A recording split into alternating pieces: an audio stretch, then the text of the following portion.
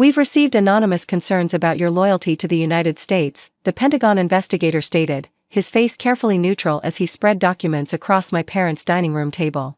Accusations of foreign contacts. Suspicious financial transactions. Potential ties to hostile intelligence services. My mother sat rigidly in her chair, her perfectly manicured hands folded with satisfaction, while my father leaned back with the smug expression of a man who expected to watch his disappointing daughter finally get what she deserved. What neither of them knew, what the investigator himself didn't yet realize, was that the little government job they'd been trying to destroy was actually a position so classified that acknowledging it could compromise national security. The investigation had been my mother's doing. Patricia Wentworth Ashford had spent 30 years building connections in Washington, charity galas, political fundraisers, strategic friendships with people who could make things happen. When she'd called in a favor from her congressman friend, she'd expected a routine security review that would embarrass me, possibly cost me my clearance, and force me to come crawling back to the family fold. "It's for your own good," she told my sister Vivian 2 weeks ago, thinking I couldn't hear. "Stephanie has been living this fantasy for too long. Working for the government, pretending she's important. A security investigation will show her just how disposable she really is." My father, George Ashford III, had agreed. In his world, success meant the family business, Ashford Maritime, a shipping empire that had made generations of Ashfords wealthy beyond imagination. My refusal to join the company after graduating from MIT had been an unforgivable betrayal. "She thinks she's special because she has a PhD in linguistics and works for some alphabet agency," he'd scoffed. "Let's see how special she feels when they pull her clearance and she has to beg for a real job." They had no idea what they'd set in motion. The investigator's name was Marcus Webb, retired Army, now with the Defense Counterintelligence and Security Agency. He was professional, thorough, and clearly experienced with sensitive cases. "Dr. Ashford," he began, "I need to ask you some questions about your employment history and foreign contacts." "Of course. Your current position is listed as Senior Analyst with the Department of Defense. Is that accurate?" "That's what my unclassified employment record states, yes." He noticed my careful phrasing. Good investigators always do. "Are there aspects of your work that require a higher classification level?" "Yes." "Can you elaborate?" "Not without compartmented access authorization." My mother shifted impatiently. "Just answer the questions, Stephanie. This is ridiculous." Marcus held up a hand. "Ma'am, please let me conduct the interview." He opened my personnel file, the standard one, the cover that existed for exactly these situations. He scanned the first page, the second, the third. Then he reached the addendum. I watched his face change. The professional neutrality cracked, just for a moment. His eyes widened slightly. He read something, reread it, then looked up at me with an expression I'd seen before, on the faces of people who suddenly realize they're in the presence of something they don't fully understand. "I need to make a phone call," he said. "Is there a problem?" my father demanded. "I need to make a phone call." Marcus stood abruptly. "Everyone please remain here." He stepped into the hallway, closing the door behind him. Through the wall, I could hear the murmur of his voice, but not the words. My mother turned to me triumphantly. "See? He's probably calling to verify the allegations. You're in serious trouble, Stephanie." "Mother, you have no idea what you've done." "I've done what's necessary. Someone had to expose whatever lies you've been telling about your important work. The truth is, you're a secretary or a translator or some other replaceable." The door opened. Marcus returned, but he wasn't alone. 2 more people had appeared, a woman in civilian clothes who had the unmistakable bearing of senior intelligence, and a man in an army uniform with colonel's insignia. "Mr. and Mrs. Ashford," Marcus said, "I need you to leave the room." "Excuse me?" My father stood, his face reddening. "This is my house. This interview has been reclassified. The remainder of this conversation requires a security clearance none of you possess." He looked at my parents, my sister, her husband. "All of you. Out. Now. You can't just." "Sir." The colonel's voice cut through my father's protest like a blade. "This is not a request. If you refuse to leave, I'm authorized to have you detained for interfering with a national security matter." My family stared, stunned. "Stephanie?" My mother's voice had lost its confidence. "What is this?" "Please leave, Mother. I'll explain what I can afterward." They filed out slowly, confusion replacing smugness. The door closed behind them. The woman in civilian clothes sat down across from me. Her expression was unreadable. "Dr. Ashford. I'm Deputy Director Catherine Sterling, NSA. This is Colonel Davis, Army Intelligence." "Ma'am. We have a situation." Your family filed complaints that triggered a security review, normally routine, but your file flagged immediately due to your clearance level. Agent Webb didn't have the authorization to read most of it. I assumed as much. We need to discuss who initiated this investigation and why. Because from our perspective, it looks like someone is attempting to compromise one of our most valuable assets. Marcus Webb cleared his throat. Ma'am, before we continue, I need to say something. Deputy Director Sterling raised an eyebrow. Dr. Ashford's file. The unclassified portion included reference to a code name. Operation Nightfall. He paused, and I saw something shift in his expression, something personal. I was in Kabul in 2018. My unit was ambushed. Taliban had perfect intelligence on our movements. We should have all died that night. Kabul. I remembered the intercepted communications, the frantic hours of decryption and analysis, the warning I'd been able to get through just hours before the planned ambush. We received extraction coordinates from an unknown source. Someone had decoded enemy communications and identified the threat before it happened. 17 men came home because of that intelligence. Marcus looked at me directly. The code name on that intelligence package was Nightfall. That was you. I said nothing. I couldn't confirm or deny classified operations, even to someone who'd benefited from them. That was you, he repeated. You're the reason I came home to my daughters. Deputy Director Sterling intervened. Agent Webb, I appreciate the sentiment, but we need to focus on the current situation. Someone in Dr. Ashford's family is actively attempting to compromise her security clearance using false allegations. That's not just a family dispute, it's potentially a federal crime. Colonel Davis leaned forward. Dr. Ashford, we need to understand the family dynamics here. Why would your parents want to damage your career? I took a deep breath. Because they don't know I have a career. They believe I'm a low-level government employee who abandoned the family business out of spite. They've spent 15 years dismissing my work as unimportant. They don't know what you do. My cover is a mid-level analyst position. That's what appears on my tax returns, my public employment records, everything my family could access. They've never asked deeper questions because they've never believed I was capable of anything significant. And this investigation? My mother has connections in Washington. She used them to file anonymous concerns about my loyalty. I assume she fabricated allegations of foreign contacts, suspicious behavior, whatever sounded damaging. I paused. She expected a routine review that would embarrass me and possibly cost me my job. She didn't realize that targeting someone at my clearance level would trigger immediate counterintelligence protocols. Deputy Director Sterling shook her head slowly. The irony is remarkable. Your mother tried to prove you're nobody important, and instead she set off alarms that reached the highest levels of the intelligence community. What happens now? I asked. That depends on what we find. If this was simply family pettiness taken too far, we'll deal with it quietly. If there's any evidence of actual coordination with foreign entities, even unwitting coordination, the consequences will be severe. My parents aren't traitors. They're just cruel, Marcus Webb finished quietly. I was going to say, disconnected from my reality. But yes. That too. The investigation took 3 days.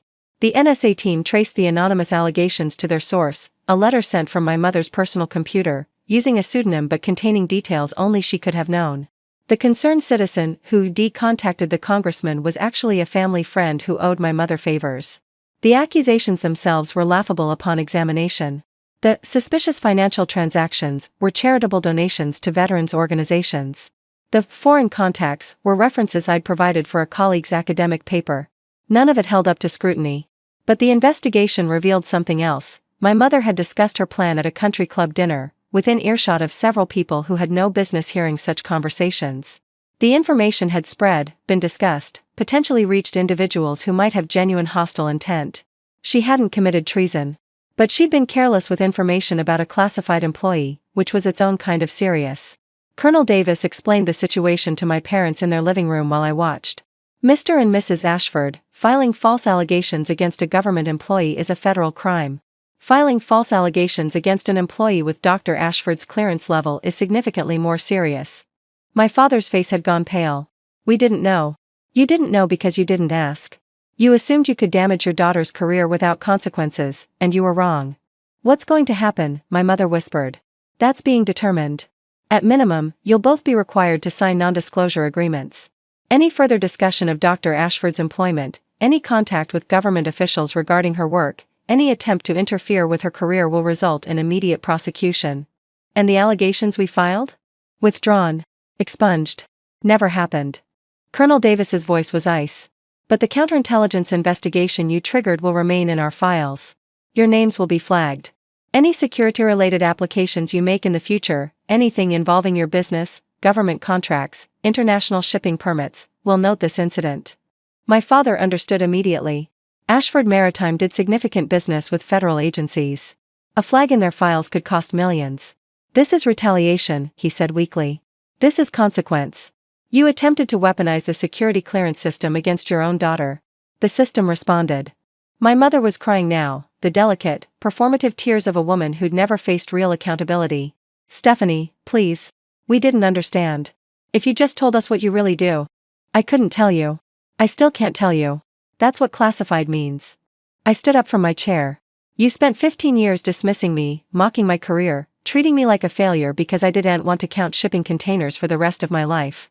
And when I wouldn't break, you tried to break me through government channels. We were worried about you. You were embarrassed by me. Because I didn't fit your vision of success. Because I chose my own path. I shook my head. And the path I chose? It matters. More than you'll ever know. Deputy Director Sterling stepped forward. Dr. Ashford, we should go. The debrief is scheduled for 1400. Yes, ma'am. I walked toward the door, then paused. Agent Webb saved 17 lives in Kabul, I said without turning around. There are others. Missions you'll never hear about. People who came home to their families because of work I did. Work you called playing secretary. Work you tried to destroy. I walked out of my parents' house and didn't look back. 6 months later, I was at a coffee shop in Georgetown when my sister Vivian appeared. Can we talk? I gestured to the empty chair across from me. Vivian sat down slowly, like she was afraid I might bolt. I didn't know about the investigation until it was already happening. I swear. But you didn't stop it either. I didn't think it would. I didn't understand what they were doing. Mom said it was just a routine review, that it would help you somehow. She paused. That was stupid. I know that now. What do you want, Vivian? I want to understand. Not the classified parts, I know you can't talk about that. But just, who you really are. What your life is actually like. I considered my sister. We'd been close as children, before the family expectations had driven us onto different paths. She'd followed the script, business degree, family company, suitable marriage. I'd rebelled. My life is complicated, I said finally. I work very long hours doing things I can't discuss. I travel to places I can't mention. I've done things that weigh on me and things I'm proud of, and I can't talk about any of it. Does it make you happy? I thought about it. Happy isn't the right word. Fulfilled, maybe. I know that what I do matters. That's enough. Mom and Dad are struggling. The incident with the investigation, it rattled them. Dad's been different. Quieter. Good. Stephanie. They tried to destroy my career because they couldn't accept that I'd chosen something they didn't understand. They didn't ask questions or try to learn, they just assumed I was failing and decided to prove it. I met my sister's eyes. That's not parenting. That's control. And I'm done being controlled. Is there any chance you could forgive them? Forgiveness requires acknowledgement. Has either of them actually acknowledged what they did? Not the consequences, the act itself. Have they said, we were wrong to dismiss you? We were wrong to try to hurt you. We're sorry for not seeing who you really are? Vivian's silence was answer enough. Then no. There's no chance. They're getting older, Stephanie. Dad's health isn't great. If something happens and you haven't reconciled, then I'll live with that. Because I already know that I tried, for 15 years, I tried. I invited them to my PhD graduation. I shared what I could about my work. I asked them to trust me even when I couldn't explain. And they responded with mockery, dismissal, and ultimately an attempt to destroy what I'd built. I finished my coffee. You're welcome to have a relationship with me, Vivian. I'd actually like that. But it has to be on honest terms. No intermediary missions for Mom and Dad. No guilt trips about family unity. Just us, as sisters, getting to know each other as adults. I'd like that too. Then let's start there. A year after the investigation, I received a call from Marcus Webb. Dr. Ashford? I hope you don't mind me reaching out. I got your contact information through official channels. Agent Webb. How can I help you? I'm retiring next month. Moving to Maine to be closer to my grandchildren. He paused. I wanted to thank you again. For Kabul. For all of it. You don't have to thank me. I do. Because every day with my family is a day I wouldn't have had without you. My daughters grew up with a father. My wife didn't have to bury me. That matters. I felt something tighten in my throat. It matters to me too. That's why I do this work. Your parents, have things improved? But I've made peace with that. Some wounds don't heal. You just learn to live with the scars. For what it's worth, the day I walked into that investigation expecting to find a security risk and instead found a hero, that is a day I'll never forget. Your family may not see who you are, but the people who matter do. Thank you, Agent Webb. Enjoy retirement. Stay safe out there, Nightfall. I smiled at the code name. Always. Last month, I received word that my father had a heart attack. He survived, but it was serious. The family gathered at the hospital, my mother, Vivian, various aunts and uncles. No one contacted me. No. I found out through Vivian's hesitant text message, Dad's in the hospital. Heart attack. Not sure if you want to know, but I thought you should. I sat with that information for a long time. In the end, I didn't go. Not to the hospital. Not to the family gatherings that followed. I sent flowers, anonymous ones, because I didn't want the gesture to become a negotiation. And I waited. 2 weeks later, I received a letter. Handwritten. From my father. Stephanie. I understand now why you didn't come. I wouldn't have come either, if I were you. The investigation, what we did, was unforgivable. Your mother thought she was protecting the family, but I knew better. I knew we were trying to hurt you, to force you back under our control. I went along with it because I was angry that you'd become someone I couldn't influence. I don't know what you really do.